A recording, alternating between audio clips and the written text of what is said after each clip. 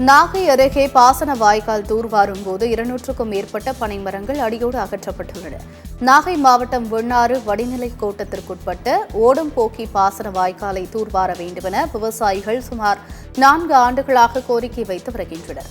இந்த நிலையில் பட்டமங்கலம் ஊராட்சியிலிருந்து செல்லக்கூடிய வாய்க்கால் ஓரங்களில் உள்ள சுமார் 200க்கும் மேற்பட்ட பனைமரங்களை தூர்வாரும் பணியின் போது வெட்டி சாய்த்து வயல்களை நிரப்பியுள்ளனர். எனவே மாவட்ட நிர்வாகம் உடனடியாக சம்பந்தப்பட்ட பகுதிகளை ஆய்வு செய்து உரிய நடவடிக்கை மேற்கொள்ள வேண்டும் என்று கோரிக்கை எழுந்துள்ளது. நான் நிற்கக்கூடிய பகுதி கீழ்வளூர் அருகே இருக்கக்கூடிய பட்டமங்கலம் பகுதி. இந்த பகுதி வெண்ணாறு வடிநிலை கோட்டத்தில் வரக்கூடிய ஓரம்போக்கில் பிரியக்கூடிய தண்டு வாய்க்கால் ஓரமாக நிற்கிறோம். கிட்டத்தட்ட இதை ஒப்பந்த அடிப்படையில் நீர்வளத்துறையினுடைய கண்காணிப்பின் பேரில் இந்த வாய்க்கால் வெட்டப்பட்டு வருது.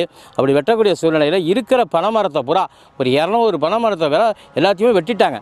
தமிழக அரசு இந்த பனைமரத்தை வெட்டக்கூடாதுன்னு சொல்லி தடை போட்டிருக்காங்க. காரணம் வந்துட்டு இது தண்ணீர் பின்புறையில் சேமிக்க முடியும், பனைமரம் இருக்கிற இடத்துல தண்ணி இருக்கும் அப்படிங்கிற அடிப்படையில். ஆனால் இருக்கிற பனைமரத்தை பூரா வெட்டினதுனால சுத்தமாகவே வயல்வெளி பூரா போட்டு வச்சுருக்காங்க. தமிழக அரசு வேளாண்மைத்துறை பனைமரத்தை வெட்டக்கூடாதுன்னு சொல்லிட்டாங்க. நீர்வளத்துறை எல்லாத்தையும் வெட்டி போடுது. முன்னுக்கு பின் முரணாக இருக்குது.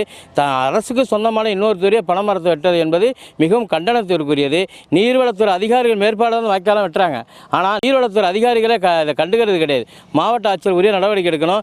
கீழூர் பகுதியில் இருக்கக்கூடிய நீர்வளத்துறை அதிகாரிகள் மீது துறை ரீதியான நடவடிக்கை எடுக்கணும். இந்த அகற்றியிருக்கக்கூடிய வயல்வெளி பூரா விவசாயம் செய்ய முடியாமல் கிடக்கு. இதெல்லாம் அகற்றியும் கொடுக்கணும். ஒரு பணம் 2 பனைமரம் வெட்டினா பரவாயில்ல, வரிசலாக ஒரு 200 பனைமரத்தை வெட்டிட்டாங்க. தமிழக அரசு நீர்வளத்துறை வன்மையாக கண்டிக்கிறோம். உடனடியாக மாவட்ட நிர்வாக நடவடிக்கைன்னு சொல்லி விவசாயிகள் சார்பாக கோரிக்கை வைக்கிறோம்.